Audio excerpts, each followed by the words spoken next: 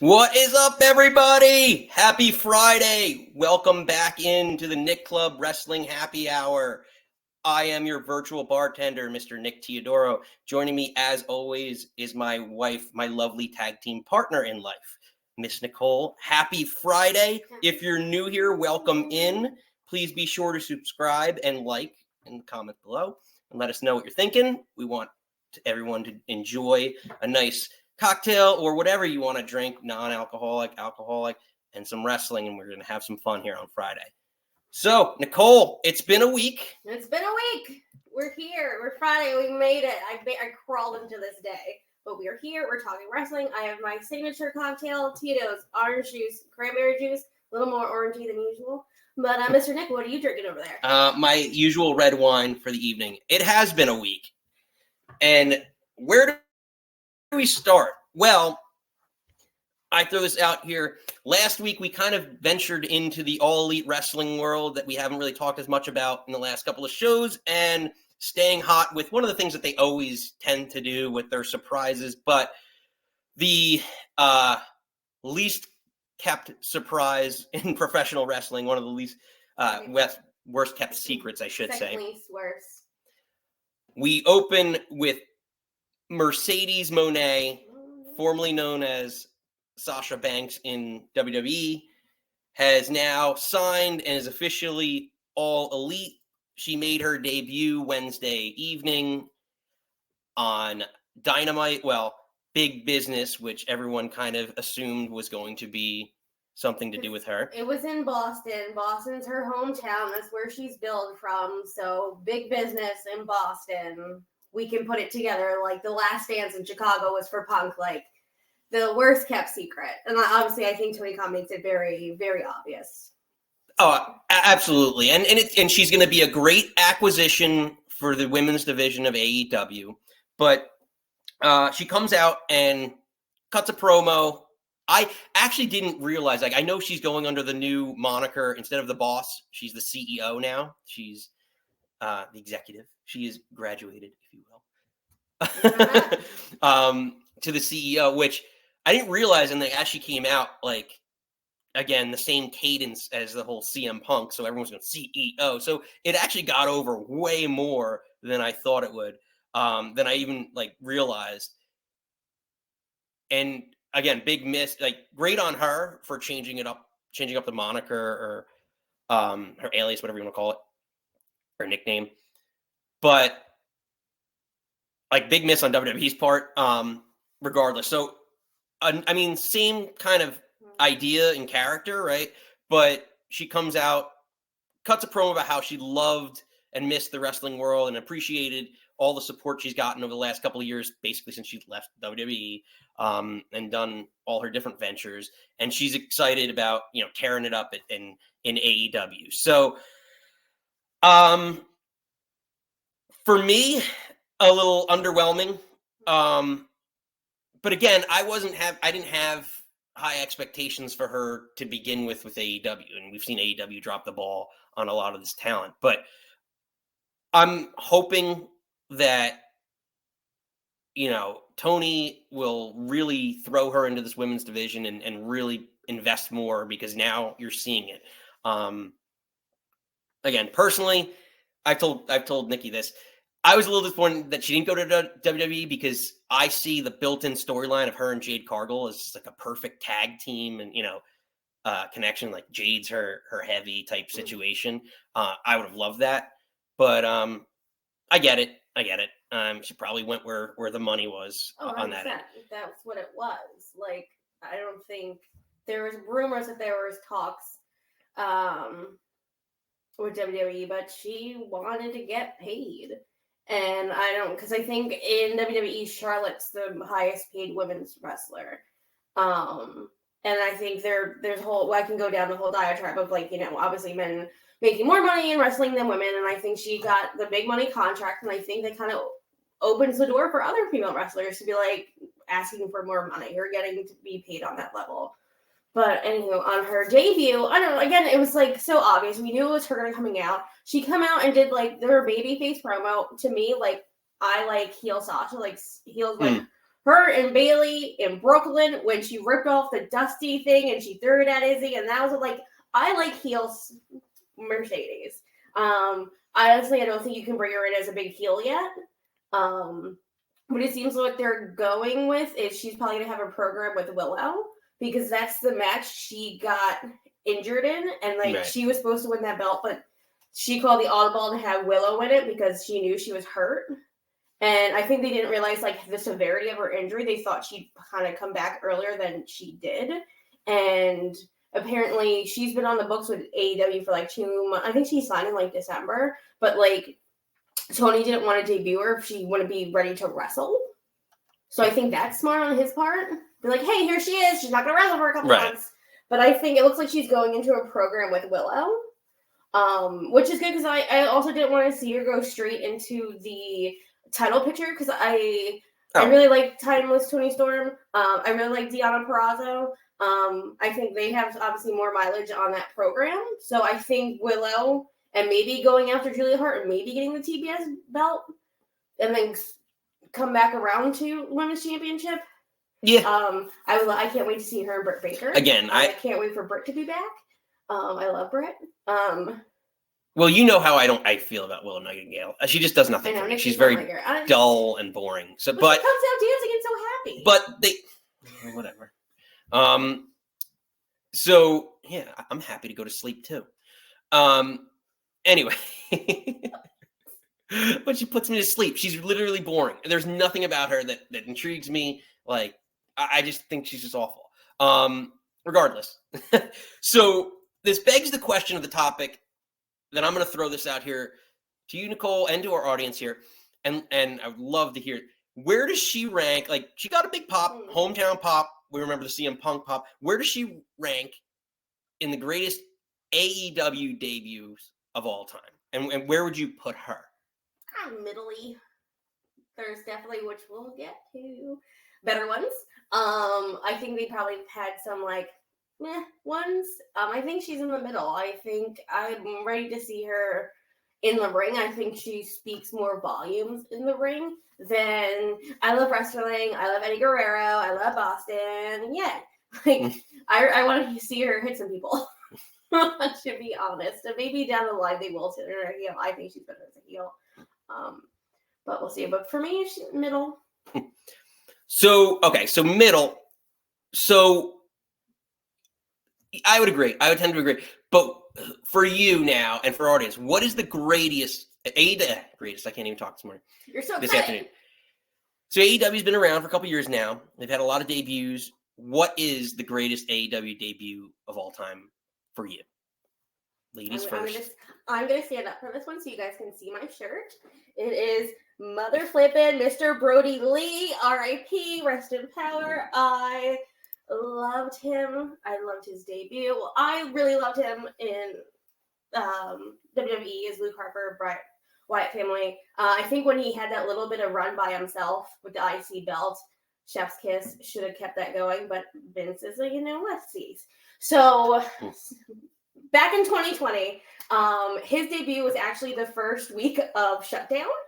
The dark pandemic days. He was supposed to debut in Rochester, New York, which is his hometown, which would have been so cool. Apparently, Tony Khan asked him if he still wanted to go through with debuting, even though they were in pandemic, and he said yes. He wanted to get back. He wanted to get back to wrestling. So he was revealed to be the Exalted One for the Dark Order. Back then, it was just Evil Uno, Stu Grayson. They just got Alex Reynolds and John Silver. John Silver. I always want to say Silverton. And they always had what I remember about I guess they had the mask and they had those creepy little guys come out. Yeah, well they because they always had like a million minions. What do they call them? Minions or something? No. I but I meant to do that. But everyone's kind of saying it was kind of floundering. Like when they came out and do like a human throne for Evil Uno, like people are like, what? They were getting panned. And then for months and months, Evil Uno was like, there's the Exalted One, there's the Exalted One, this is all for him, it's the Exalted One. And then Evil Uno was in the ring saying, we're doing this for the Exalted One. Christopher Daniels and Kazarian come out. It was like, oh, SCU, and that was a thing. Oh yeah. So they were feuding with the Dark Order. So Daniels comes out and he's cutting a promo on Evil Uno saying, like, stop talking. Like, you've been saying this for months. No one believes you. And then, like, cut to a promo package. And it's, like, all these weird little things. And then someone starts talking. And it's not Brody Lee's voice. They mix in other people's voices. There was a woman's voice. There's a little bit of Matt Hardy in there because the people thought the Exalted one was going to be Matt Hardy. Oh, yeah, because that was right before he, like, and then it leads into, then it's Brody's voice. And then you see him in, like, the jacket, he has a hood on, and you just see, like, the beard. And I'm like, oh my God, is he finally here? Is he finally doing a thing? And then I wrote it down, so excuse me for looking at a sticky note. But he starts cutting a promo on Danielson, and he says, "You're not the first out-of-touch old man not to believe in me, but you'll be the last one, Chris. Allow me to introduce myself. I am Brody Lee, the Exalted One." And then it pans to them in the ring, and he hits Daniels with the big boot, and then the discus clothesline, which is he does so beautifully. It is a phenomenal, beautifully. And then Excalibur on commentary, Chef's Kiss, also says, "Coming in like a big rig." And Big Rig was his nickname in Chikara. And it was just like all these little things. And it was just like, oh, he's here. He's going to do so good. He's going to wrestle. We're going to see him do so well. Like, I was over the moon for John Huber, Brody Lee to debut. That is my favorite. That's such a, I know there's other ones, and like Nick will talk about it. Probably a better one, but this meant so much to me. I was such a huge fan. And to see him, like, he's free because he got stuck in WWE for an extra 6 months. He asked for his release, and they're like, oh, because Vince McMahon's cool.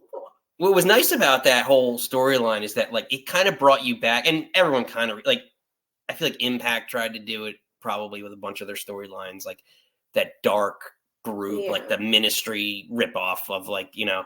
And what was nice is everyone thought about, like, who the Exalted One was going to be, and, like, this whole, like, reveal, and, like, the tweets and memes leading up to it was, like, the Vince McMahon stuff that brings you back, which is nice, like that nostalgia that you like. And the irony in it is that Christopher Daniels was the one who got attacked at the end and was the focal point of the debut. And, you know, if you look back, the rumor has it that before Vince McMahon, that Christopher Daniels was supposed to be the higher power for WWE. So it's just kind of 20 years later, full circle. Denied and confirmed that. But again, he went on his vignettes when he was in the suit and he's like, "Daddy eats first," and then he yelled at, I think, Silver for sneezing, and then all this stuff on being the elite. He was so funny. You just see them trying not to breathe because he's just so in character and like just like screaming in their faces. When they were trying to get Jungle Boy to join the Dark Order, and they got Griff Garrison, and just like, this is Griff Garrison, and he was just so amazing and taken away from us so soon. And I feel like, again, the dog holler match with Cody, like, honestly, I know we're getting away from his, like, debuts and stuff, but it's such a place in my heart. I love him. I miss him. I know, and it's crazy, and it makes you feel for Eric Redbeard, who was close friends with him and Bray Wyatt, and he just lost like two of his best friends, you know, back to back year. Well, not back to back years, but within a couple of years of each other. So it's tough. Yeah, it was 2020 and 2023. Well, this past year, yeah, it's 2020, yeah. You know, because it was 2020. It was the day after Christmas. I literally saw the Amanda, or his wife Amanda, who works at AEW, tweeted, and then everyone. I was literally in bed reading all these, like, hysterical. Like, I feel like I woke you up, and I was like, "Bro, he's dead!" Like, bawling. Taken too soon. I think it's amazing. I can go on forever, but let's go to yours. Yeah. So for me, when I think of AEW, I think of, like, right, the revolution that started, right, because you finally have a competitor to WWE, alternative, whatever you want to call it, competitor. I don't care. Potato to me. But point is, the big transitions to me were when they started getting real legitimate talent, right? You start to see, you know, Pac came in and some ex-namers, Pac, formerly, what was he called in WWE then? Adrian Neville. Oh yeah, Neville, just Neville. Just on Neville. The Neville level. So they're starting to get some really, you know, notable talent, even the guys that would come in short periods of time, like even like Trent Barretta's known, and for a new company that's still, you know, starting up is good. But for me, the big transition for them and what put them on the map has to be the debut of Jon Moxley. He came in, comes through the crowd, very Shield-esque. He was cutting promos and putting out videos prior to that about, unscripted violence. I know Nikki's got a T-shirt, I think. I have several. A number of Mox T-shirts. And he came in. It was Jericho's match. Who was Jericho? I just remember Kenny Omega. I was going to say Kenny. Attacked. Well, he attacked them both. He gave them both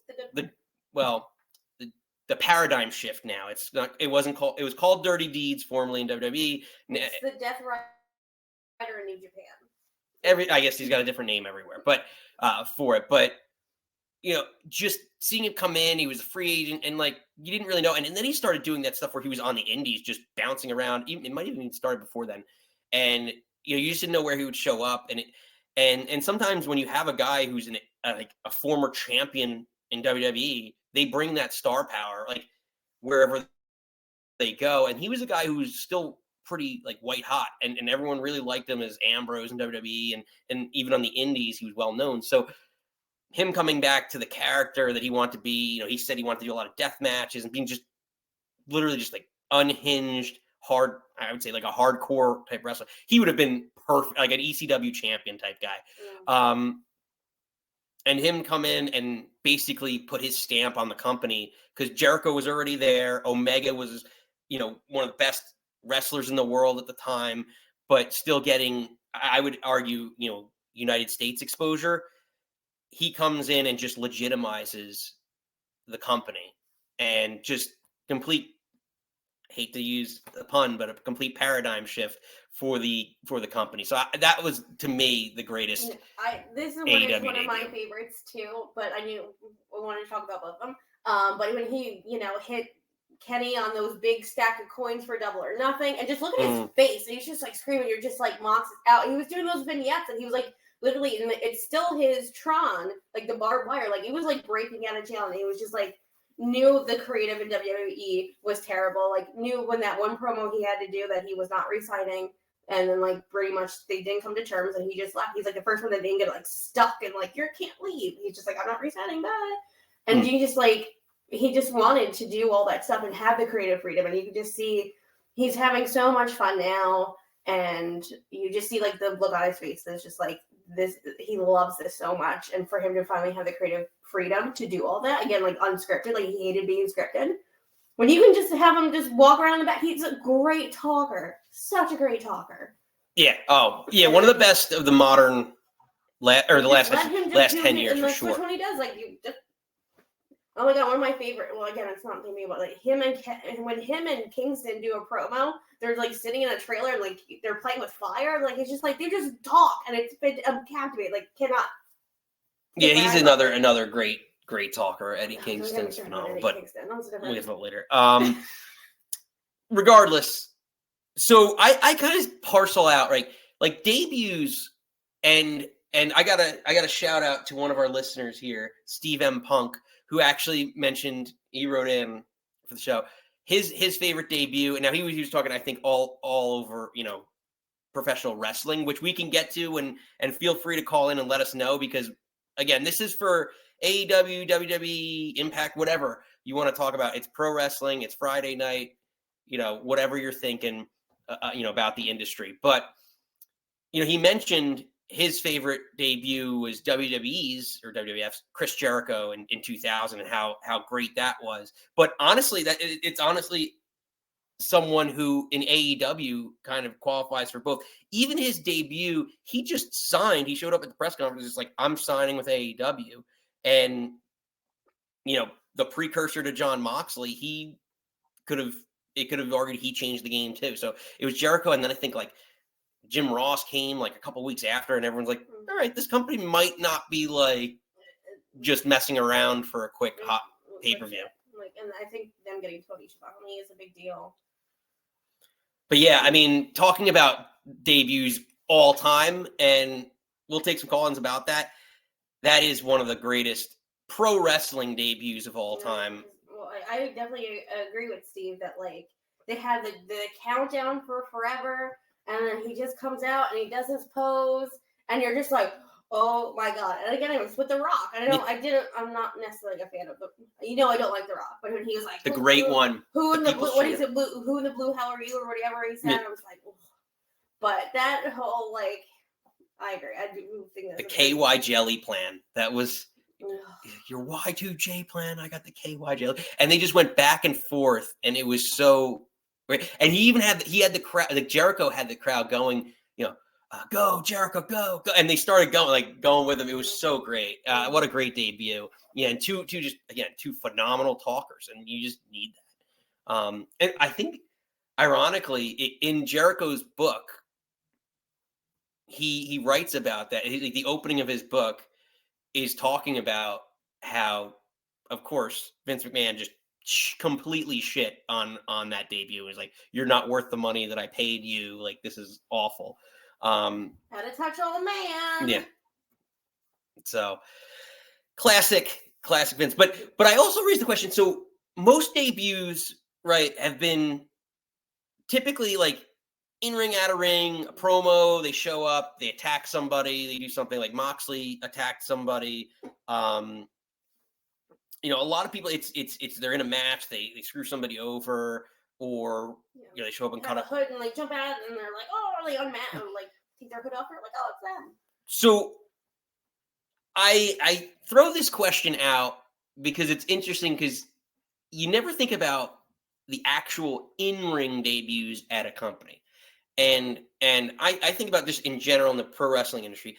What is your, whether it's WWE, AEW, what is the greatest in-ring debut of all time? Because a lot of the matches, and it's a tougher question than you think, because of the fact that, like you look at The Undertaker, or literally anybody, Bronson Reed, or anybody coming out, Jade Cargill, whoever it is, their first match, 98% of the time, is a squash.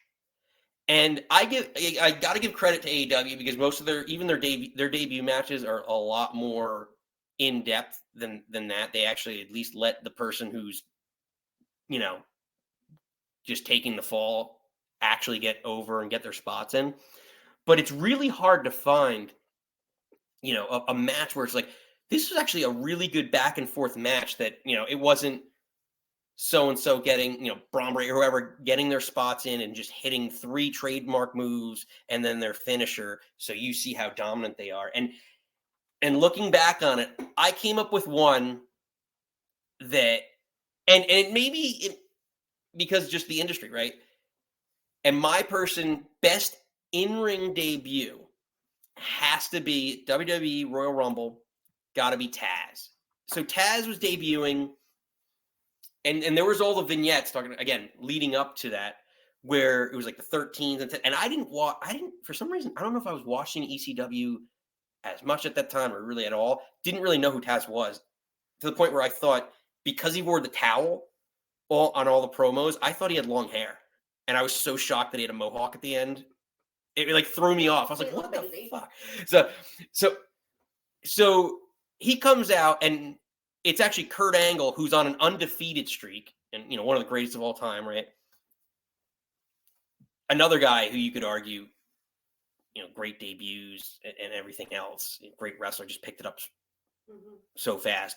But he comes out, he's on an undefeated streak, and he's basically, he does the stuff that I was hoping for the longest time, Bo Dallas, because he was doing Bo Dallas's character, the Bo Leave, that they would have stuck with, because it reminded me so much of that. And I thought Bo Dallas was going to get over on that character so much, so easily, because I loved it. I loved how much he would dance around there. Anyway, I digress. But he's basically like, come out and you can tell your grandchildren that you wrestled an Olympic hero. And then all of a sudden you hear the pulse, which actually reminds, is now kind of reincarnated every time Finn Balor does the demon. That little like kind of like dance beat, I guess, or it's a heartbeat, but anyway, he comes out and they have a really solid 6-7 minute match. Both guys get their spots in, aside from Angle doesn't use the angle slam or the ankle lock or anything like that, and Taz does a Tazplex, which was his finisher off the top rope. He hits it, and Angle actually does the rope break. So it was just a legitimate match, maybe because it was a pay-per-view, but a legitimate debut match.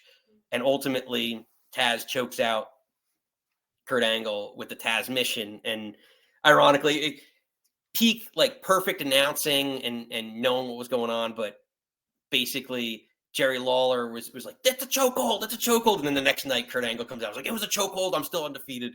This is garbage. Yeah, like, wasn't Lawler was going on how it was like illegal or like he couldn't do that or it was a legal chokehold, and then obviously Ross is like, no, it's his version of a sleeper. You're good.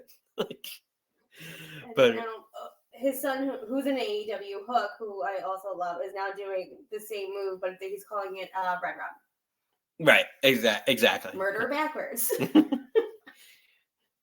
Well, The Shining. Who doesn't like The Shining? Well, the movie's terrible. Controversial. Yeah. Anyways. So moving on. So we wanted to do something fun. We like to try and keep it fun with the show every week as much as possible with the new topics and what's going on and with the theme. So Sunday being Nicole's favorite holiday. I do have an Irish wife. Sorry, not sorry.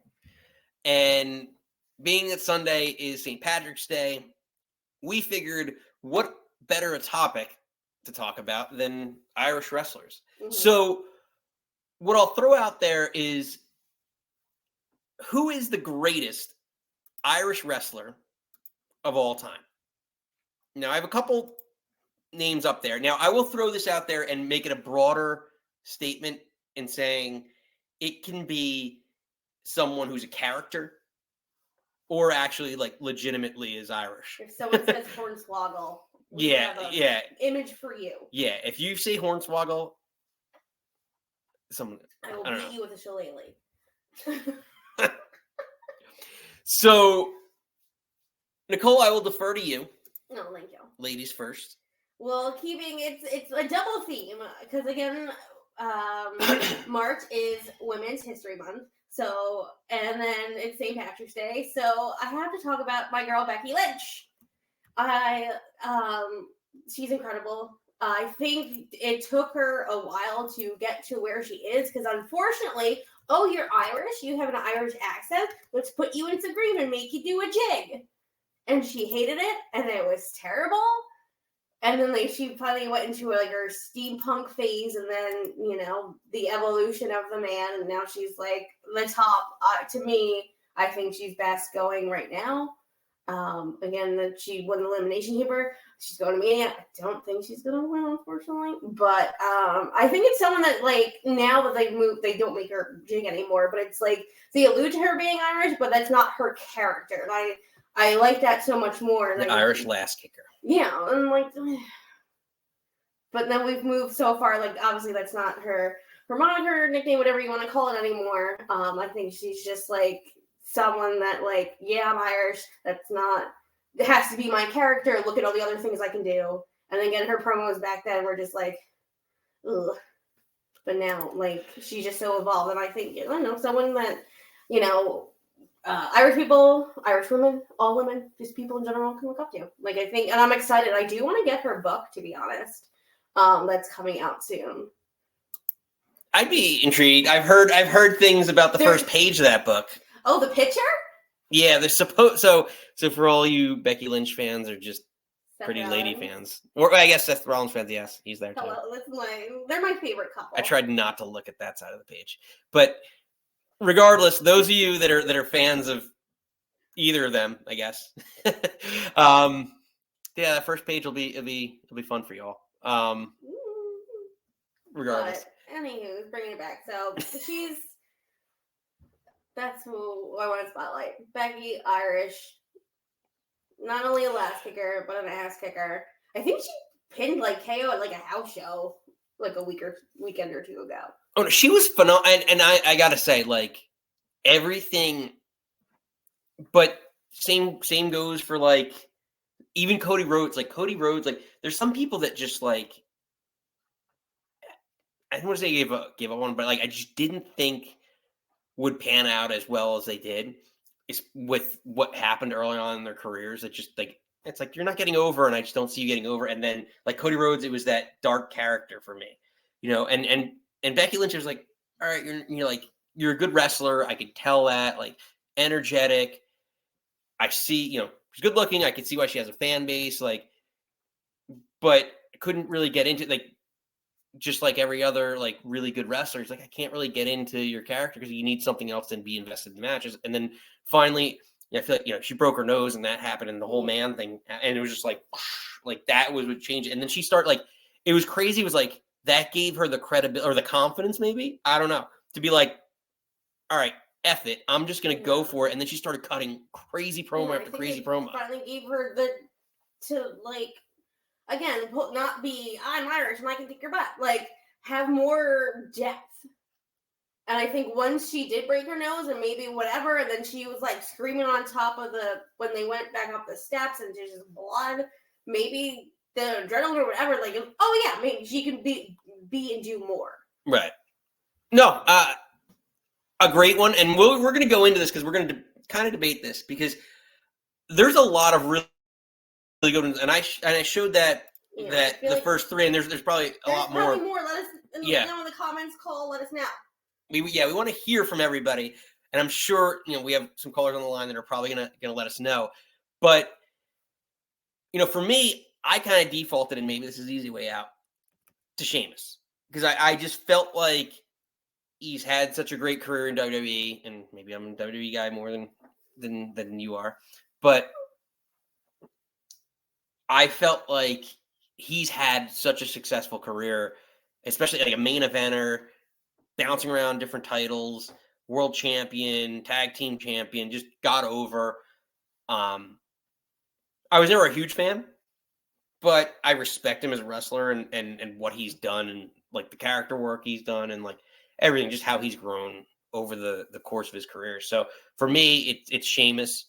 But there's a lot of others. There's Sheamus, and I really want to, and forgive me because I'm going to look this up. So cagematch.net keeps their stats. So I'm comparatively, statistically, just want to see who actually, at least in the three that we know, the third that I'll throw out there is Finn Balor, and he was on our homepage of this list. Universal champion, current tag team champion. Yeah. He started Bullet Club. I know people forget because it was long ago. There's been so many iterations, but Bullet Club is Bullet Club because of Finn Balor. And don't forget Carl Anderson, the good brother. Yeah, it was Machine Gun Carl Anderson started it with him. Machine Gun, Bad Luck Fale, and Tama Tonga. Which is, oh my god, gross. A little acidic when you drink some wine, but it happens. Okay, so I didn't want to get too much into this, but so I have cagematch.net title reigns. So according to this, well, I'm just curious because, statistically, yes, again, a lot of people are champions more than others. I don't think you can base the best wrestlers off title. No, but it shows that they were. Because Vince McMahon was just like, and I think I also didn't like Sheamus at first. Like, he got pushed like super hard, super quick. I honestly wasn't getting really on board until him and Cesaro had that best out of 7, and then they became like the tag. Maybe his tag team with Cesaro, because I love Cesaro, just made me like him, and I do like his new kind of brawlery gimmick with his little suspenders and. Okay, well, you don't want to compare, but I'm a sports guy. I like the idea of stats. Hey, AEW is doing records, so why can't we keep some sort of records and just compare? I'm just saying. You do you, babe. I'm gonna do me. I will do me real hard. Story of your life. Exactly. Everybody wins. So here's Becky Lynch's stats. So. I guess we're going to count. I'm just going to count WWE stuff, like major promotions. Yeah. Right. So WWE, NXT Women's Champion, 1 time. Women's Champion, WWE Women's Champion 2 times. WWE Women's Tag Team Champion, just 1 time. I thought it was twice, though, with Lita. But she just won with Lita. Oh yeah, it just says okay. So, and then WWE Women's World Champion, which one of them is gonna be Raw, one of them is gonna be SmackDown. I'm not sure which one's which anymore, but 4 times. So a total of 6 WWE Women's Championships if you count both belts, and then the NXT Women's title, and then a tag team title ring. Yeah, but then her one reign was for how long? Wasn't she over a year? I'm just like, again, that's what the beauty of this. It's a fun debate. Who do you like more? If you're a statistic person, you can do that. Like statistically, Tom Brady has the most Super Bowls. He's got the most, whatever it is. Is he the best? I don't think so. I think Peyton Manning was better. But again, that's the debate. So Sheamus, comparatively, WWE World Heavyweight Champion, so the WCW title, WWE Champion 3 times, United States Champion 3 times, Tag Team Champion on SmackDown once, and then Raw Tag Team Champion 4 times. But he doesn't have the IC one. But that match with him, Gunther, and Drew was match at the beginning of last year. He puts on great matches. That's a good question. Is he the Hall of Famer? Sheamus? Eventually, for sure. Like all the people that they induct nowadays, like everyone can get it. Yeah. There's a Hall of Famer for you, Finley. I'm Irish and I love to fight. But yeah, we're gonna throw it out to everybody. Like, what is the greatest Irish wrestler or Irish themed wrestler of all time? Yeah, and for Irish, let me know what your St. Patrick's Day plans are. Exactly. Cheers. We got Cook Jameson over here somewhere in the corner of the bar. All right, so moving on. Let's get back to actually kayfabe. Storylines, whatever you want to call it. The new. The current. Yeah. The current storylines. So in the last week, between SmackDown, Raw, we've covered AEW this week. Not as much as we like with the storyline stuff, but we'll get to it. If you guys have questions or want to talk about AEW, feel free to comment in, call in. Love to have you. But we're going to keep this towards WWE storylines in terms of big topics that we've noticed.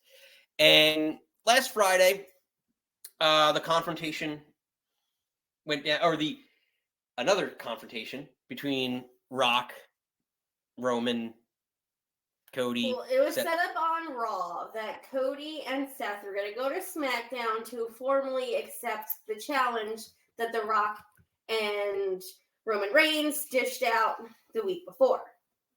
So now all 4 of them are in the ring and they're all talkie-talkies. Right. So they're all going back and forth. Normal promo.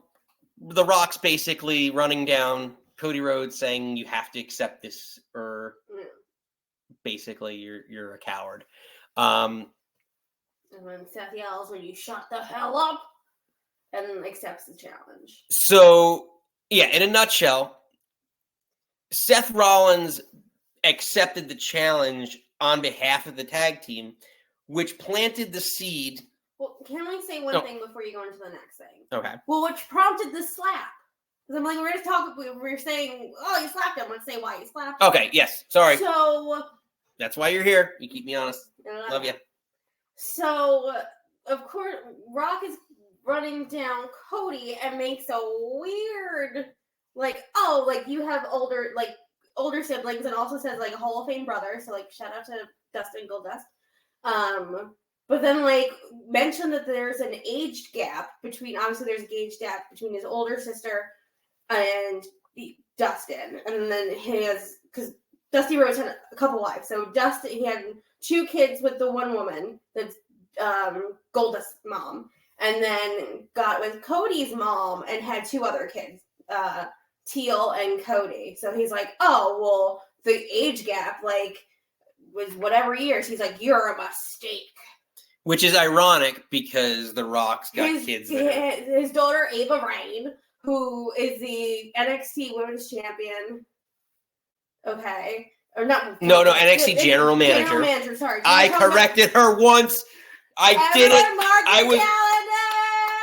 I was right Guys, you can be right at least once in life with your wife. And I just did it. This is a moment. Oh, God. Hold on. 3:15. Nick corrected me for saying a wrong word. 3:15. Oh yes, That's- at 3:15 that's of the the day. date. Yes, mark this Can't say down. it. 40 minutes in. Oh, God. Anywho, so Rock's daughter, Ava Rain, with Woman, and then he has a daughter, Jasmine, I believe her name, who's like 4 or 5. There's like a 14-year age difference. So actually, Braylee's wife was like, that's a weird thing to say. So, I don't know. That was weird. But saying, oh, you were a mistake prompted the slap. Right. But again, I know it's kayfabe, but like in real life, like your daughters are the same. So are you saying your daughter's a mistake? Or just, you Right. know? Yeah. It's a stupid weird. comment, but like to the point, like kayfabe wise, like character wise, the heel's supposed to be an idiot. Like you're supposed to realize you're dumb. Like you're doing this, and I want you to get your ass kicked because you're saying something stupid, and it should just be, in my opinion, like kind of common sense. So Cody slaps Rock. We go off air, which there were some reports surfaced this past week that basically that they should have cut off soon, and in different areas of the country, some people missed a lot of it. That's why a lot of people were reporting the next day that like, oh, they didn't see it, like it cut out, it went to black, and I was like, we saw that. Like, am I going crazy? Like, am I imagining that? But like, no, like I don't know, East Coast maybe versus West Coast. It like East Coast, it was like more live, and like they cut it for West Coast, like, ooh, but we definitely saw the slap. So Cody slaps Rock. We go off air. Yep. And moves us into Monday night. Over the weekend, we have time to take it all in, I guess, like we normally do. And Michael Cole is going to do an exclusive sit-down interview with Cody Rhodes, as I'm looking at Cody Rhodes' face on the screen. Anyway, so he's doing I shouldn't have that there. A sit-down interview with Cody Rhodes about everything that happened, the acceptance of the match and the rules, the stipulations, I should say. And he basically comes out, and that little shit stir, look at his face, Michael Cole. Like, you just know he's about to start some shit. So he comes out, and the investigative journalist that he is, the prize-winning shit stir, he comes out and basically starts running down everything that happened and says, how can you... Now, keep in mind, for those of us paying attention, last Friday, Seth Rollins was the one who accepted the challenge, not Cody Rhodes. So if you want to use subtleties to it and read between the lines, again, a little bit of a seed planted in that aspect. And now he comes out and on Monday basically says the last person to defeat Roman Reigns in any form or fashion in a one-on-one match, it was disqualification, but regardless, was Seth Rollins. And maybe Seth wants to be the one to knock off Roman and wants it for himself. So how can you trust Seth? Plants the seed. Also plants the seed about Jey Uso, who's the other guy who's got his back, right, during this whole bloodline feud. And basically that's where we leave it off with Cody saying, I'm not worried. Like, I trust Seth, and people change, essentially. Yeah, that was just like, he was like, So it poses the question, do you trust Seth Rollins? And does Seth Rollins turn on Cody Rhodes and turn heel and screw him over? They both are going to have 2 matches at WrestleMania this year. Now, a couple things. Drew McIntyre has come out and cut promos and said how Seth's really overly focused on this whole bloodline thing instead of his title reign. He could lose his belt to Drew McIntyre, and eventually maybe that plants a more of a seed, or is the kick in the ass that he needs to maybe make that heel turn. I don't know. It's an interesting dilemma. So what do you think? I don't. Again, you've been with us for a couple months now. You know my love for Seth Rollins. his last heel-ish thing during the pandemic didn't go over very well. Again, well, this is actually when I fell in love with Seth Rollins, when he finally turned and he went on his whole thing. But I don't want to see a heel Seth at this point. I don't think. I'd rather see it just, he's so obsessed with this. And I honestly, unfortunately, I think he is taking the pin in the tag match.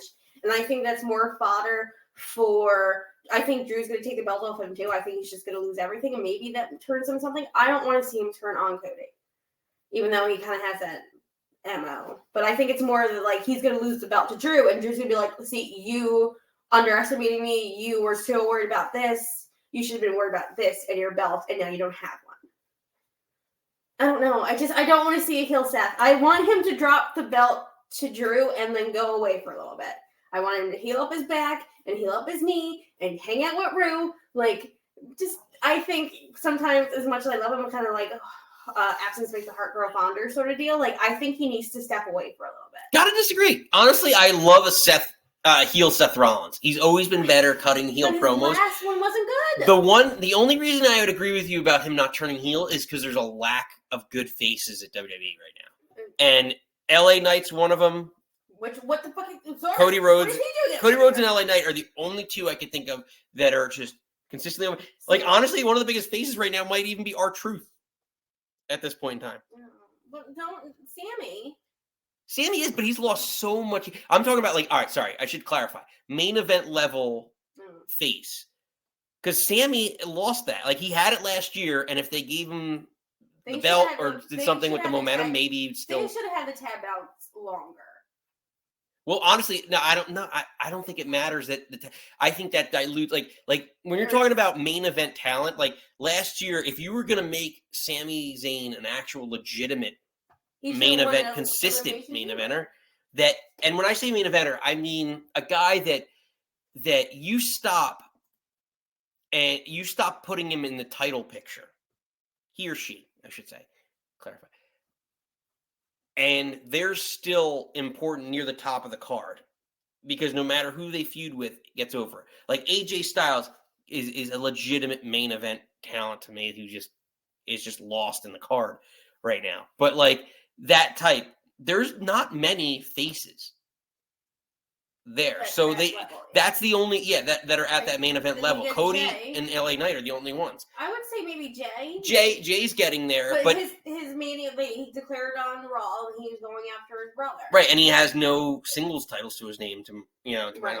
So he needs to and he's not going to be put in the world title picture right out the gate. So he still needs to win even a mid. Drew wins it, I think that'd be a good first opponent for Drew.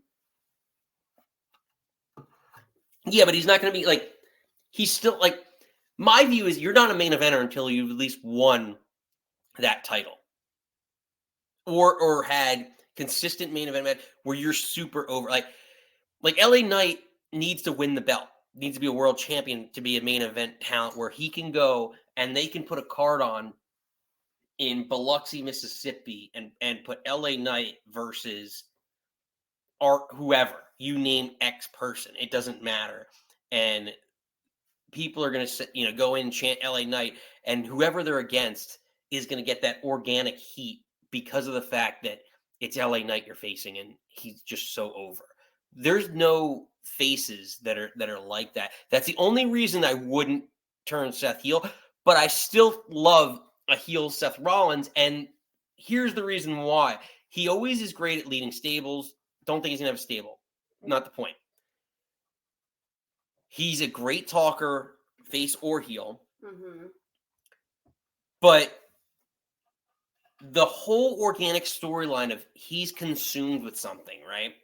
Well, he's consumed with ending the bloodline. Well, he couldn't end the bloodline.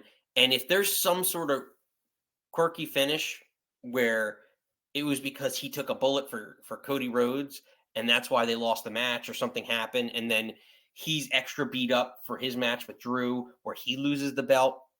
And then that WrestleMania moment where he lost his chance to end the bloodline, end the bloodline, right? And he lost his world title that meant so much to him that he legitimized. And on top of that, after all that happens and he decompresses, or while he's at home stewing, or like you say, getting away from everything, not even maybe the next day, he realizes that, oh yeah, we lost this first match because of Cody Rhodes. Also, like, I had this guy's back, and this is a guy I've never beaten. So like that whole mentality of like, I want to end the bloodline, but I've also never beaten this guy. That could add just another level to that feud that consumes him to the point where he's like, you know what? We couldn't end the bloodline, and we would have, but this happened.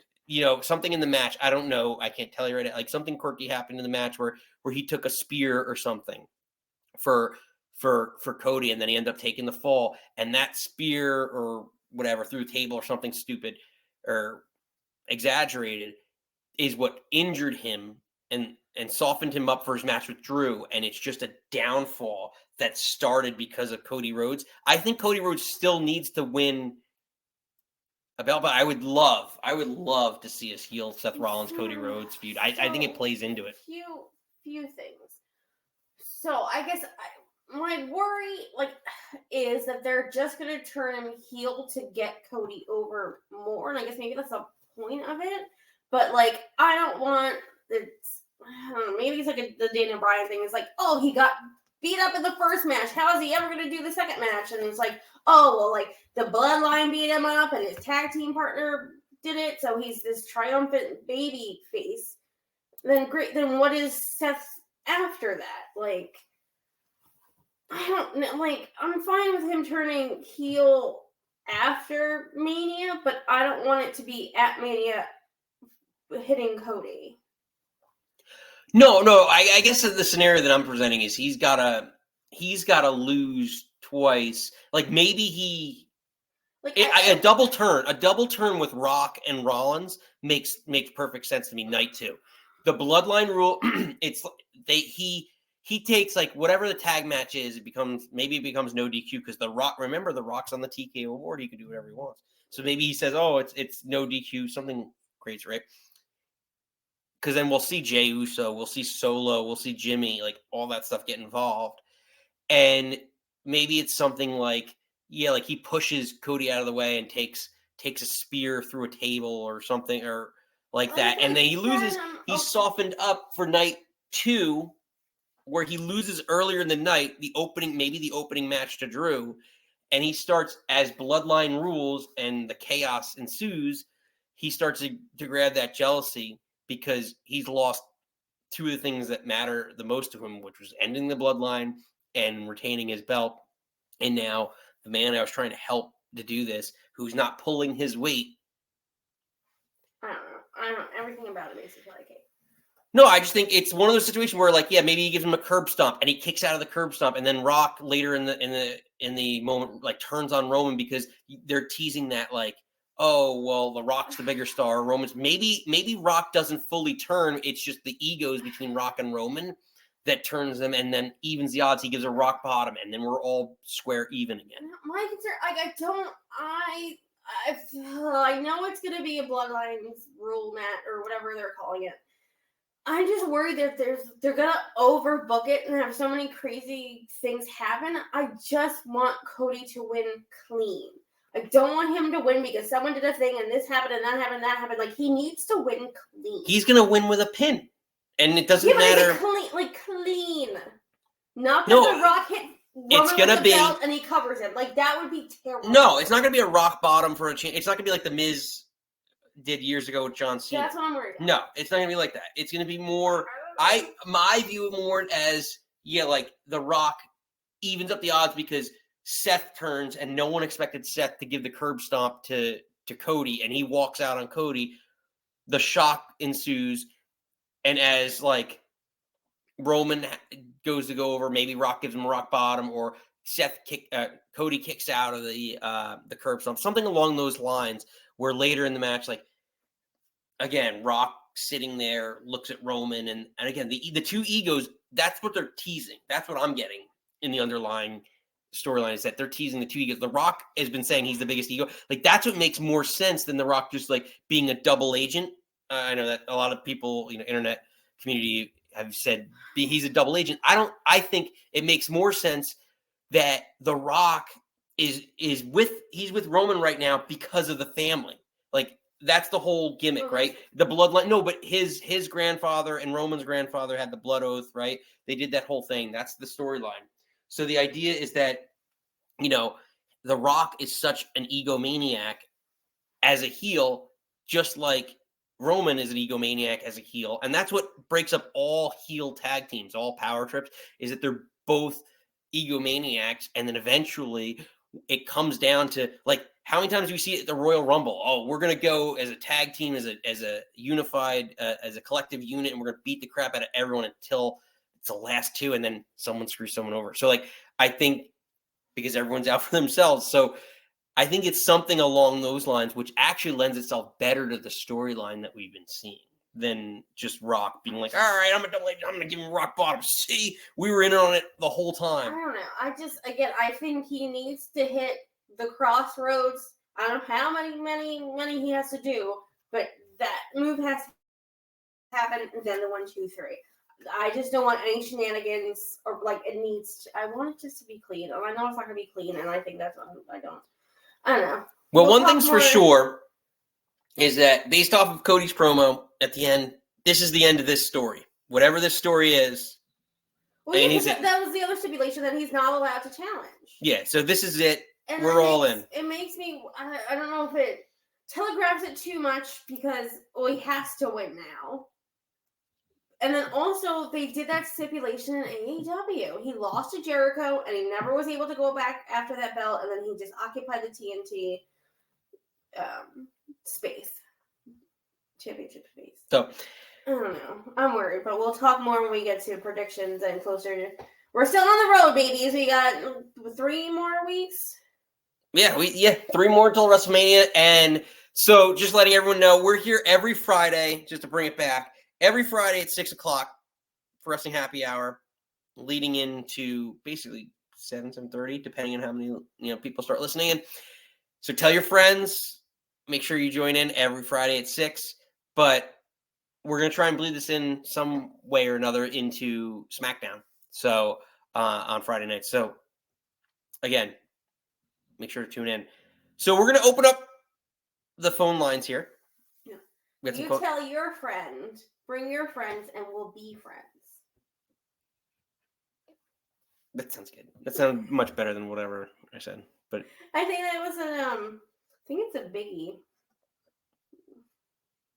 Probably. Bring your friend, and then maybe we can be friends. I don't know. Anyway, we're gonna open up the phone lines. I digress. We haven't said that once this podcast. I know. We got a lot longer. I mean, we had a lot to cover. We covered a lot, so we're trying not to ramble on, but there's a lot to cover. And we're trying to keep it to a Cliff Notes version of the week. But, with WWE, 2 shows, 3 shows, 4 shows, maybe? 2? Wait, NXT counts as 3. I know. So 3 plus AEW, and if we really went into Rampage, if we really I'm to be honest, like, I keep up with, like, the Cliff Notes version of NXT. I haven't watched NXT live, and I can't. Right. Once they went 2.0 and color vomit, I'm like, I miss black and gold. But we're talking everything, so if you want to talk NXT, we can. I know Lash Legend and Trick Williams made out. They're a real couple in real life. All right. Yeah. News to me. Good for them. Whoop that trick. Anyway. Callers. So getting into it, Friends. We're gonna open up the phone lines, but let us know. We have Mercedes Mone debuting. We talked about, does Seth turn on Cody? Who's your favorite Irish wrestler? Maybe you want to talk about that. That's a good one. Maybe you have a new name that we didn't mention. I know. I feel like there's so many people we haven't mentioned. We can talk Brody Lee. I'll talk Brody Lee all day. What do you got? What are you thinking? All right. Well, I think I know who this is. Oh boy. A solid listener. Every week he calls in. Now he's going this week with the Irish theme as Shame Us. God. But I think I know who this is. Is this Steve? I'm becoming too predictable. Steve! Hello, folks. Steve, what are you drinking tonight? What non-alcoholic drink are you drinking? Yeah, no alcohol tonight. That's for later. Just Coke. Love it. The kind that you drink. So, Just to clarify. Just to clarify. No unpaid sponsor. So, Steve, what do you think? We got a lot of topics, a lot of wrestling. What's your takeaway from this week? What is on the tip of your tongue? I don't think Mercedes Mone is even a top 5 debut. Should I? Okay, you got the picture up. I had to wait. You had to go all the way back to the beginning. I know. I realized I should have left it there, but I didn't. And you're on a delay on the TV, so I just saw it on the big screen. It's like, whoa, shoot. I don't even think that debut was top 5. I think what was it? Cole, in no particular order. Cole, Punk, Daniel Bryan. I had forgotten about Moxley. That's true. And I thought that Ruby Soho got a bigger pop when she showed up for the first time. So long. It was like, I agree with Steven. She came out and everyone lost their mind. Oh yeah, because they were doing promos with her with like the Runaway stuff, right? Leading up to that, if I remember it was correctly. like the Destination Unknown. Yeah, but I think, or maybe her like it said like Runaway. Yeah, and she what a miss! Talking about another miss. Like I love Ruby Soho, and she's someone who's just completely gets buried in the roster. Yeah, you can even put Soraya ahead as a debut. She just came out in the tennis stadium and waved at the crowd. No, and I have a feeling eventually, these 3 big debuts that they all signed, they had a good crowd, decent sized crowd last night, but Wednesday night. What day is it? Where are we?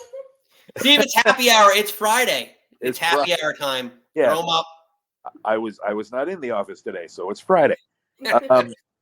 Okay, yeah, and once they get into the cycle of continuously facing the hard cam side and nobody's there, week after week after week, and they see Raw and SmackDown with full arenas, and they'll have their one or two, they'll have their Wembley show, they'll have their tennis stadium show in the city.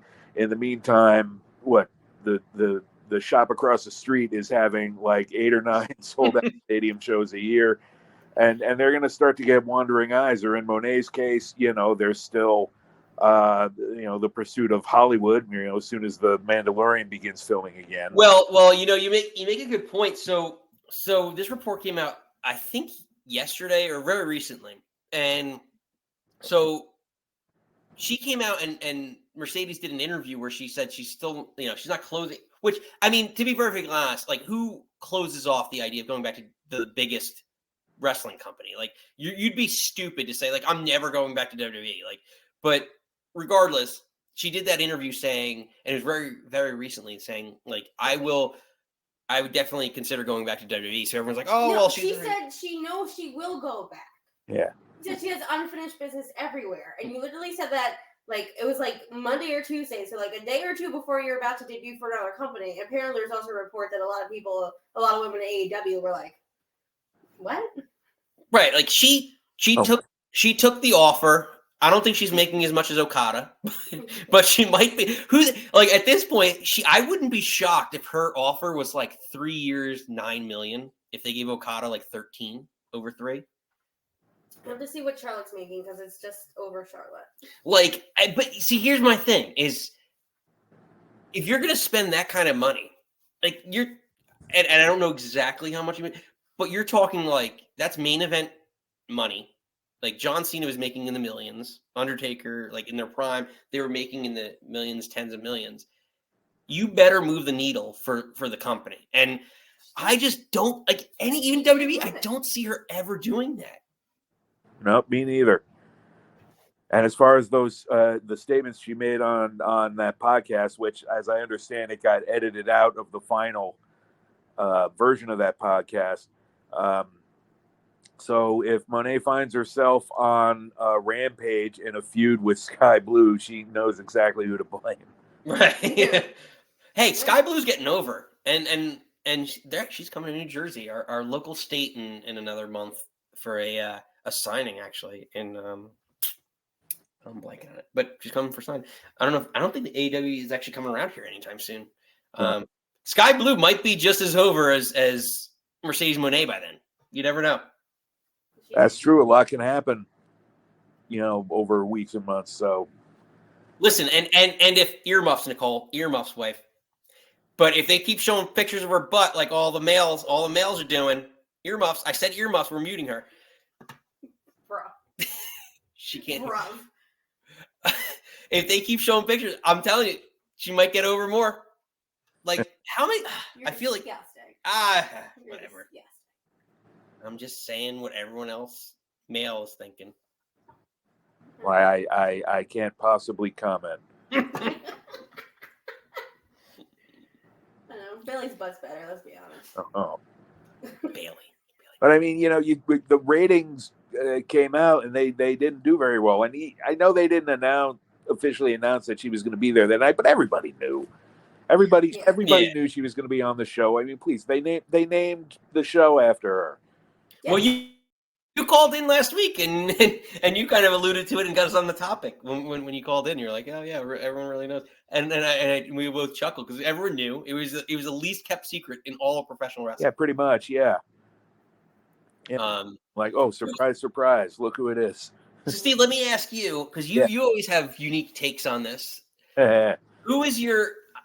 And I don't know how big an AEW fan you are. So, but who's your biggest debut, whether it's AEW or in general? What do you think? Oh, you see, that's a tough one. Whether we're,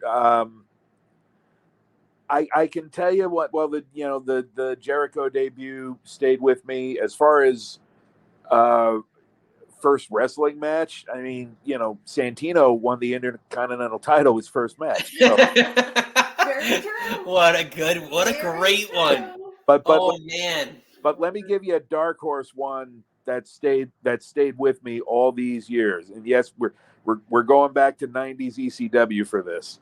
The ECW shows would lean on the trope too much of, I think this might have been where it started actually, of killing the lights in the arena for 30 seconds and then all of a sudden the lights come back up. Yes. There. I think you are 100% correct because it started in ECW and that's where I feel like that gimmick, I'm going to call it a gimmick. That gimmick is what all indie feds are trying to do but that's where a lot of New Japan got big, Ring of Honor, all the Bullet Club stuff was all that lights out, whoever shows up. Yeah. Anyway, right. And I bought into that every time they would do it. And most of the time it would be somebody who was already on the roster, but sometimes it would be somebody you totally wouldn't have expected to be there. And I can remember pretty vividly they did this, and who was there when the lights came up was Brian Pillman. Oh yeah, yes.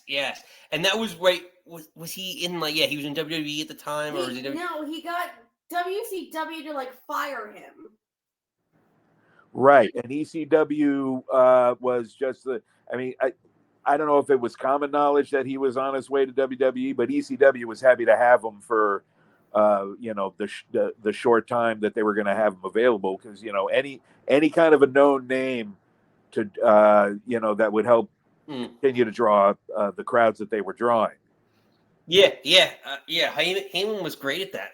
That's what he was owing, and even Cody Rhodes cites that in his promos to Paul Heyman about how much he loves Paul Heyman because he reached out to Dusty when they had financial issues. So he was always good at bringing in either a one time or a short little stint.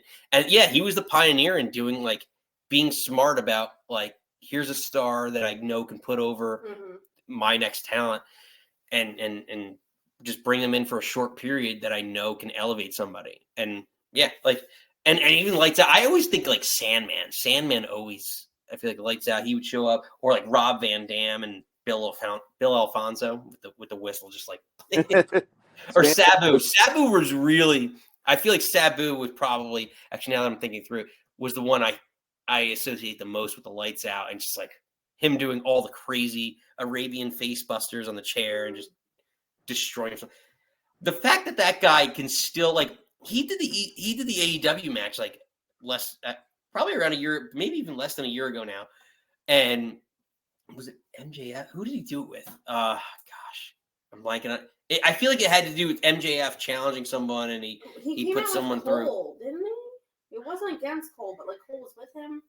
I'm blank, but like the fact that I guess Practice in the concept. overall, like my whole thinking on it is just like the fact that he's still like walking upright with all the crazy stunts that he's done is insane to me. Steve, what do you got for? Do you have an in-ring match or just more of a regular debut? Just regular debuts. As far as first match, I cannot really think of one that particular. I mean, you already mentioned the Taz match with. By the way, I knew who Taz was. Really? I thought I'm like, what? I stayed up for many weeks on Saturday nights watching Taz. Well, like I didn't because that was before I started like really like I watched WWE, WCW because that was what was on TV. So like I never really knew like the alternative, and then like it was like, oh, like I'd be up one random night at 11 or whatever it was, 2 a.m, and you're like, oh, this is another wrestling thing? And I'm like, oh, these guys are crazy, but it's cool. Like, and then I got into it, but that was after the fact. And then I actually remember, this is what's so weird about it, is that like I was such and whatever, call me Mark Cormer, whatever you want. Mark. But a WWE fan that, this is back, 90s, beginnings of the internet, right? So the big thing was like, internet, chat rooms, all that other stuff, websites. So like WWE.com, you'd go on there and like, it's like these articles. It's like, oh, I read through all the articles every day. And I remember reading Taz getting signed. It's like WWE signs Taz. And he had the towel on and I just didn't. I was like, oh, cool. No effing clue who the hell he was at the time. Little baby. And then you see the promos, and I saw the promos, and I swear to God, literally was expecting him to be like a long-haired dude because the way the towel, let me show you with the picture, the way the towel drips over his head, and when they cut those promos, what? Nothing. I love you. He gets it feathered. And like literally looked like long hair. So I was expecting him to have such long hair. And then he shows up and I had no idea it was him. And I'm like, oh man, that's cool. And then he takes off, he's got a mohawk. I'm like, oh wow. Like Road Warrior, like Animal. Wasn't expecting that. Or Hawk or Animal. And Animal. No, yeah, Animal, because Hawk had the double. But yeah, like in terms of an actual match, that has to be one of the best in-ring matches. Because like Undertaker, like everyone who came out, like your debut is always like, this guy's 6'8", 320 pounds of all muscle. He could do, run a 4.240 and do 6 moonsaws and like watch him do it, and he'll do a backflip and look how awesome he is. And like for the next month and a half, he's gonna kick the absolute ever-living shit out of a bunch of jobbers, and you'll be like, he's the greatest thing, like the average, like not even average, but like nothing with him. Yeah, and then they'll build that person up to challenging for either a mid-card title or the world title and just be fed to everybody else. And like that's normally what it is for everybody. Like, and to actually see, and maybe that was because like Taz had the experience, so you knew that like he's gonna put on a good match. It's not like it's like a 7-foot guy that's just gonna come in and give a big boot, choke slam, and be done. So you knew he could put on a good match because he was a main eventer versus like, I guess, indies, like a main eventer on TV versus a main eventer versus in the indies. But yeah, like it was one of those situations. Sorry. We've talked a lot about Taz and seriously, Taz, get on the show. Yeah, this was probably his highlight of his WWE career because it was all pretty much downhill from that. It was, and then it's funny, like a year later, he was just completely swept under the rug, and he was doing stuff with like Raven, and then I thought it was going to get Hardcore reignited. matches. Yeah, like I thought it was going to get reignited with Raven, and I was like, oh my god, Raven's now in WWE, and another guy who I loved in ECW and WCW too. He was really good in WCW, and again, just kind of a waste. But Steve, so Irish wrestlers, do you have a name? Do you have someone that's not on the list, Not on the list, or just like someone different than we've mentioned, or do you ever mention a favorite? let me bring up a name going back to when I first started watching wrestling. Is the first Irish wrestler I think I saw was Velvet McIntyre. It was a female wrestler. They didn't bring her on very much. They barely had the lady wrestlers on at that time, but every now and then she'd show up. That's the first one I remember. And that was what mid '80s. And as far as greatest, I don't know. I would probably questionably have to go with Balor. If for I mean, for maybe just his New Japan career alone. That's a good one. That's So a weird photo to use. Not thinking about it. He didn't have that belt. But no.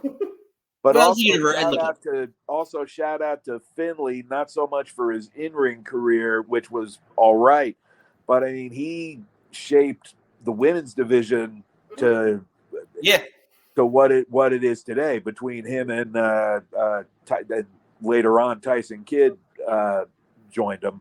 Yeah, he was great, and he did a lot. Like a lot of people don't like think about it because he did garbage in terms of like on screen, but like WCW, he was pretty well known in WCW. He just got that mind for the business, and I think maybe he didn't get across how he should have maybe did like in ring, but like behind the scenes, I think he's definitely, like you said, like shaped so much of like current wrestling. Oh, absolutely. It's interesting. So like, I'm pulling up some of his stats here, right? So, well. If we're going to count New Japan, I'll count New Japan because IWGP Junior Heavyweight Champion 3 times. Mm-hmm. Junior Heavyweight Tag Champion 6 times. NWA, no. So WWE Intercontinental Champion twice. NXT Champion twice. Mm-hmm. Raw Tag Team Champion twice. SmackDown Tag Team Champion twice. Yeah, so currently. And then he's US Champion and then the first ever, right? Universal Champion. So and then Seth broke his arm. Popped his shoulder, rotator. Oh, they popped it back in the match. Well, that was when. So that was when like everyone, and I was surprised. 2016. Did he stop? Someone correct me if I'm wrong, because now we have some new listeners in. So new listeners, be sure to subscribe, like, comment, all that fun stuff. But someone else correct me if I'm wrong. I think he stopped doing the buckle bomb for like a couple weeks after that because that was how. Yeah, it was a buckle bomb. Yeah. It was on the out. It wasn't a turnbuckle. It was actually on the outside railing. Right. And the entrance to the left. I think he did stop for a while because I'm pretty sure that's how he also hurt Sting. Again, correct me if I'm wrong, but. I buckle bomb every time he does it. I'm like, that's the first pay-per-view I watched. Yes, it is. You're right. You're right. Sorry. From Philly, to be honest. So that SummerSlam is so like, and that's they revealed the red belt. Everyone got upset. Seth hurt Finn. Finn was supposed to go on this major run. Oh, that ended. Oh no! Forget the like. I couldn't lift his arm. Like, oh. Well, forget the like Universal title or whatever. Like, I think we all like. I think at this point in time, can we all agree that like it's fair to say like just call it the Raw title, the Raw World Champion, and the SmackDown World Champion? Because I'm tired of this. Like this is the WWE title, and this is more prestigious, but this is also the World Heavyweight Universal. Like I'm tired of just say you're the like just like the women's titles.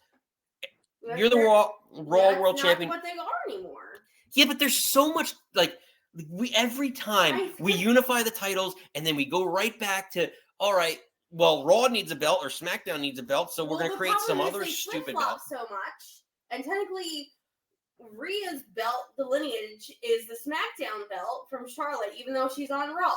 And they're going to exchange next week or something. I think that's why they did it, because that segment got so, broke up a friendship for a couple of years. I'm pouring during this discussion because I get very angry with belts.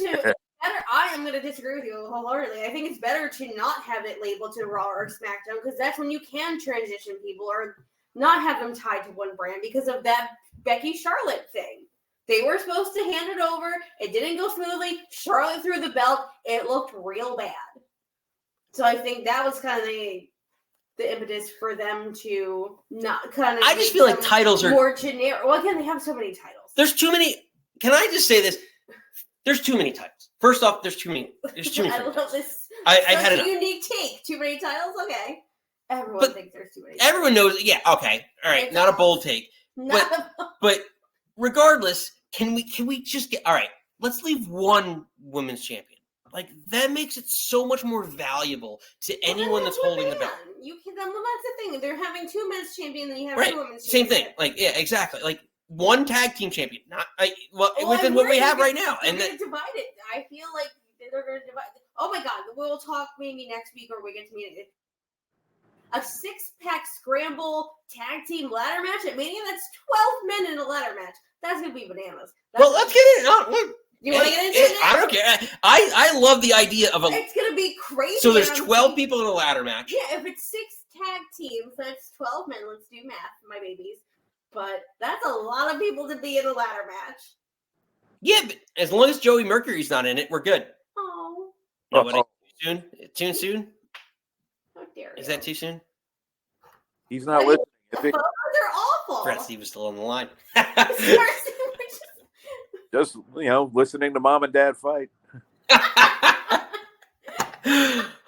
So, Steve, before we let you go, because we got some other listeners, and I don't know if anyone else wants to get in the conversation, but feel free, because now we're talking about a 6-pack challenge for the World Tag Team titles, which 1 million people could be involved. And I want to see. I forgot what the bracket looks like, but I know it's like the Creeds are first. I think DIY, and it's like no, both those tag teams should be in that match. But I think it's a foregone conclusion that it's going to be Miz. Miz R-Truth. Yeah. Awesome Truth. Yeah, I was trying to think Awesome Truth, and then it was not coming to my brains. But the rumor is they think they're going to take the belts off it. But I just want the Creeds to be in there. I think they need to be a thing more. We haven't seen them lately, but it's interesting way to get a lot of people in a weird tag match in. I don't even know what graphic to throw up for that. I don't have any other graphics. Put up Chi-Chi. Mercedes Mone is good in ladder matches. She seems like she'll be all right. Yeah. But no, I can't even. No, honestly, that to me, you gotta put I feel like it kind of I think you and I may have talked about this. I don't know. We talk a lot because we live together. We do? I don't know if you know this, but we live together.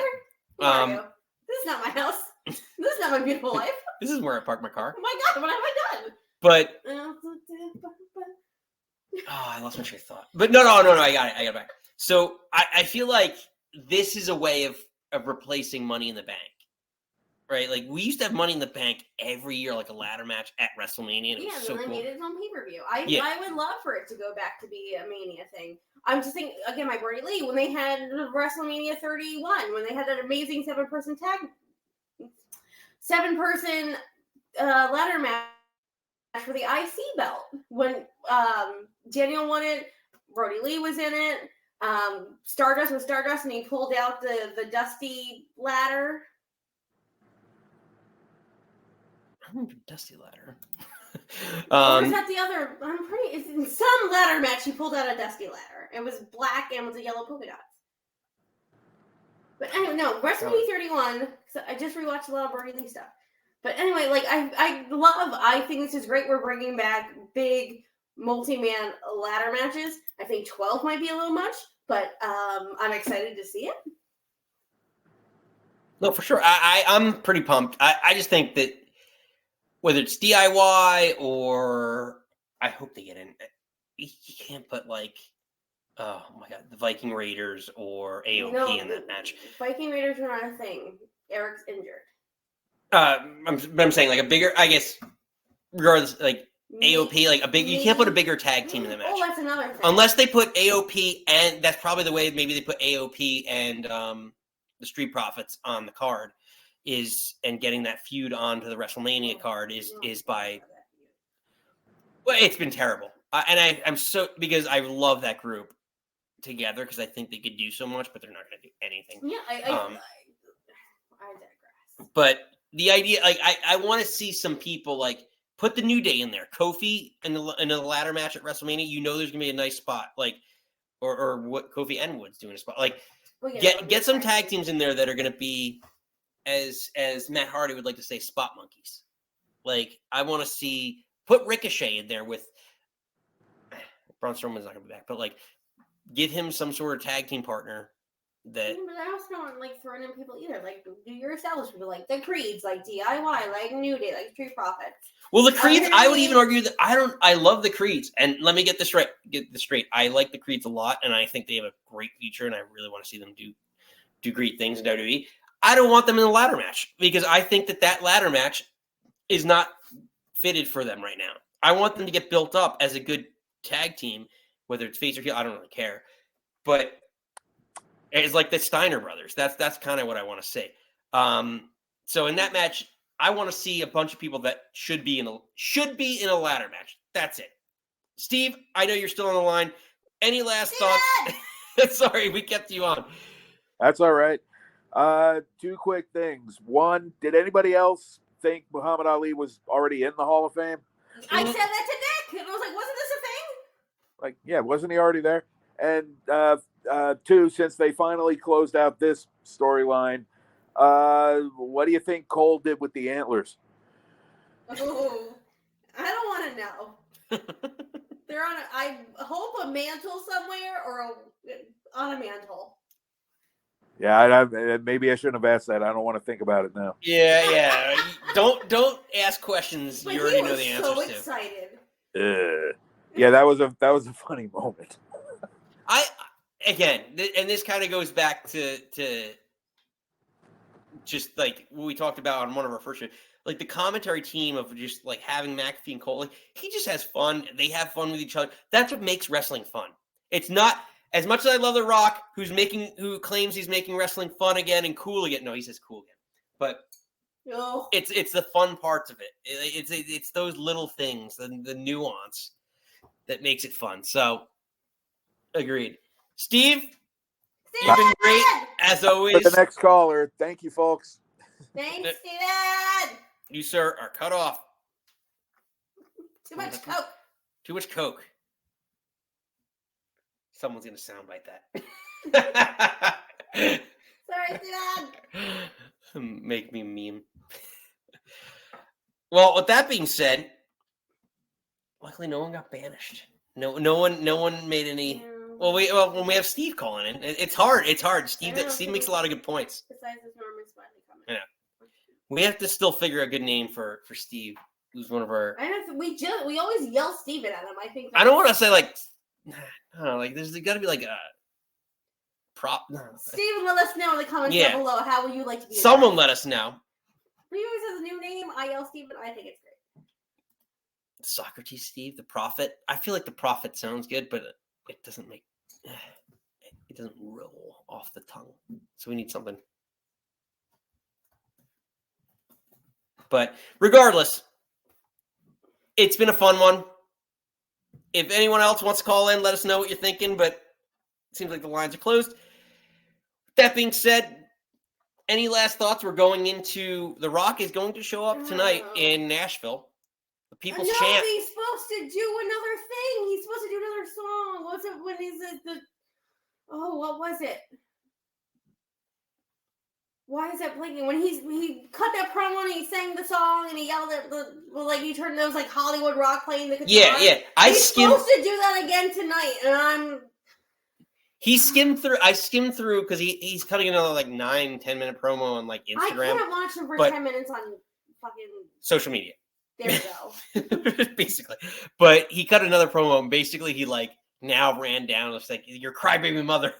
And like, I'm sorry. He's hysterical. She slapped somebody. Was it MJF? they were feuding somewhere, and his mom, she's Cuban, so she's like not having that, and she slapped somebody. I can't remember who it was off the top of my head, but she slapped somebody, and she was wearing her Nightmare Family like blue like track jacket. I didn't see that one, but like again, we're gonna see some confrontation going down tonight. I'm assuming, so it's exciting. But with that being said, we all got a nice little longer show than usual. 90 minutes. We made it 90 minutes. That's a long time. Oh, that's a lot to listen to us. Yeah, seriously. God. Ugh. But that being said, any final thoughts, Nicole? No, I'm excited. Again, we're on the road to WrestleMania, where I think it's going to be an interesting couple weeks. I'm excited about this Mania. I think there's some fun builds. I'm excited to see where things go. I know we really didn't talk about the IC picture, but that's a thing that I have feelings about. But I'm excited. I think this is a fun Mania, and I was excited last year, but I feel like this is gonna be good. I'm excited. Again, wrestling, wrestling and the babies are like my number 3 things in life that makes me super happy. So I'm excited. We're all excited. There's so much excitement going on in the Teodoro household here about wrestling I and don't know life. if you can hear, but right now. Jackson snoring in the background, so he's super pumped. I know. He's super excited for sleep. But that being said, so again, reiterating, please, we want you all to join us every Friday at 6. Be regular. Every Friday at 6. Feel free to subscribe, like, share, comment, notify, subscribe, all that fun stuff. Tell a friend. Bring 2 friends, and we'll be friends. We'll all talk wrestling, life, whatever. It's about enjoying the week. Head into the weekend, baby. And heading into the weekend with some great wrestling. Hopefully great wrestling. Sometimes it's bad wrestling, but we all just love wrestling. So maybe we have a bad week of wrestling and we reminisce on the good times in wrestling. We can do that. That's the fun of this. Regardless, until next time, until next Friday at 6, you don't have to go home. But you can't stay here. Bye. Cheers.